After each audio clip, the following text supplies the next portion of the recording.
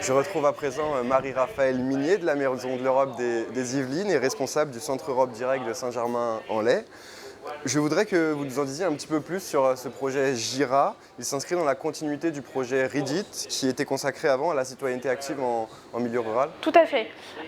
Et une fois ce projet clos et approuvé par l'agence Erasmus, on nous a dit mais pourquoi ne pas aller plus loin? Vous avez parlé de la citoyenneté active.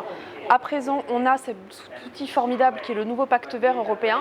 Qu'est-ce qu'on en fait pour dynamiser les zones rurales? Donc on a réécrit un nouveau projet pour 30 mois.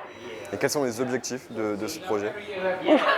De pouvoir rendre public à un maximum de personnes une boîte à outils, des initiatives qu'on aura vues au cours de ces 30 mois dans les différents pays visités. C'est-à-dire que quelqu'un issu d'une zone rurale en Grèce, en Suède, en France ou en Pologne puisse se dire ça c'est chouette, on va essayer de le reproduire et les financements européens, ah oui on peut les obtenir comme ça.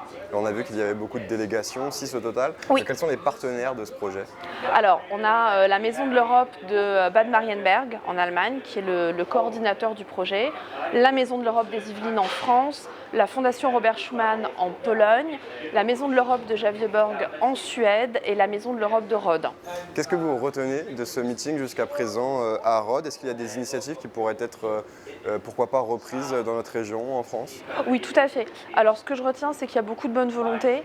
Même dans des îles, par exemple ici à Rhodes, où jusqu'à présent on avait des problèmes de pollution, de traitement des déchets, etc. On voit que les gens, même des générations d'avant, ont envie de changer les choses. Et je pense notamment au plastique, à la présentation qu'on a eue du groupe Aegean Plastics, qui récupère les vieux masques, les bouts de plastique et qui fait du mobilier urbain, de la déco d'intérieur. Et je me dis ça, je pense qu'on a le savoir-faire pour le faire et malheureusement suffisamment de déchets en France pour avoir la matière première.